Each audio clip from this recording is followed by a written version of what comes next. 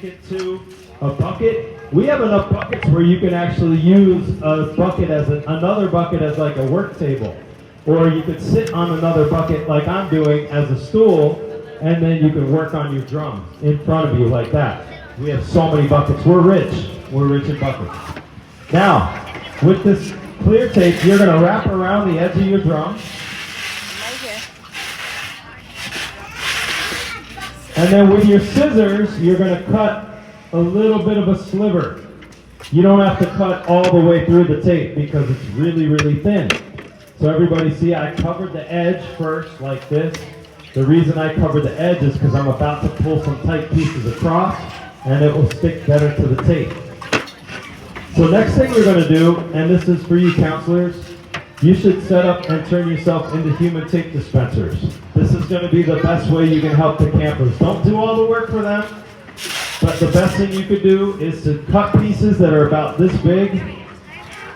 Campers, you grab the pieces on the end from your counselors like this, and then you put your tape down on your bucket with as much muscle as you got.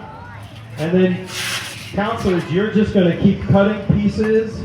And you can work with a couple campers at a time. You can hand them a piece, hand the other camper a piece, and then campers, you're going to grab it, and then you're going to make an X.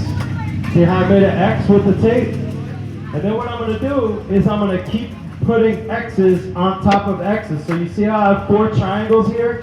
See the 4 triangles? Well, every time I want to cover 2 triangles and pass through the middle.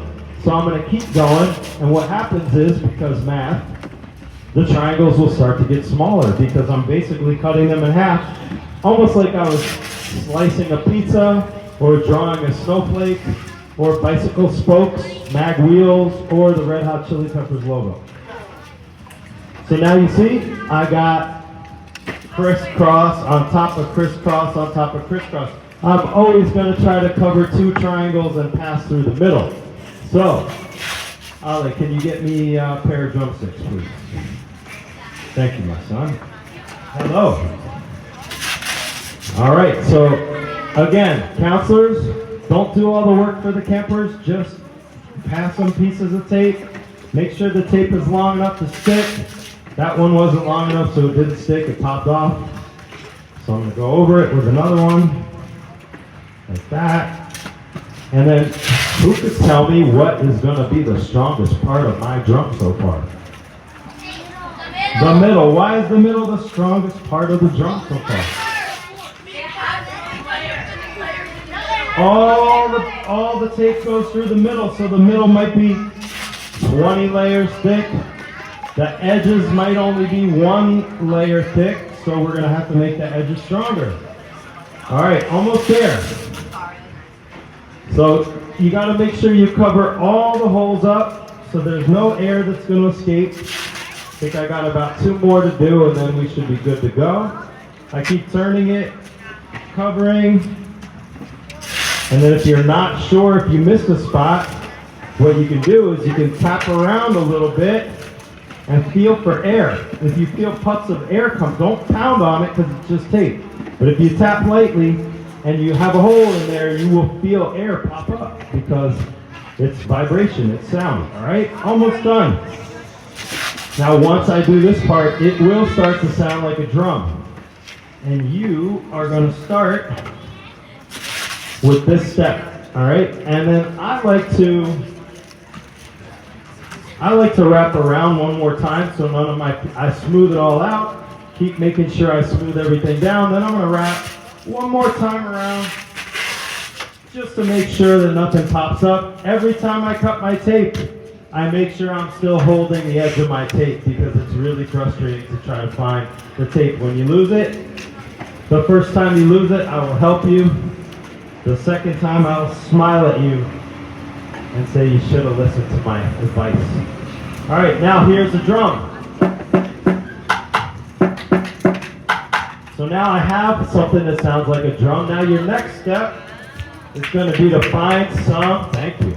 My next step is going to be to find some silver tape or a plain color. And then what you're going to do is you're going to make a pentagon, which is 5 sides. When it's your turn to cut duct tape, don't try cutting it like this. It's not going to work out. So either stick it to something, or if you got strong hands, you could just put the tape down and then you can rip it with your thumb. So 5 sides is basically going to cover the whole edge so that the edge is stronger now. I even see I missed a couple spots, so the duct tape will protect it.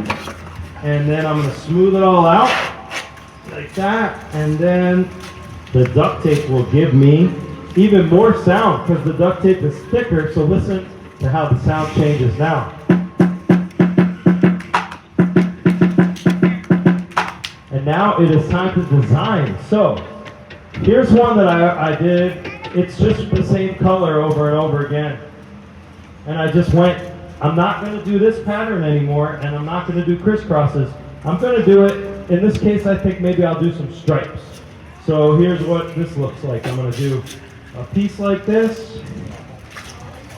And then we'll get some purple in here. Where's the purple? Super sticky, super hot, super sticky. Got to bring your muscles to drum building, everybody. All right.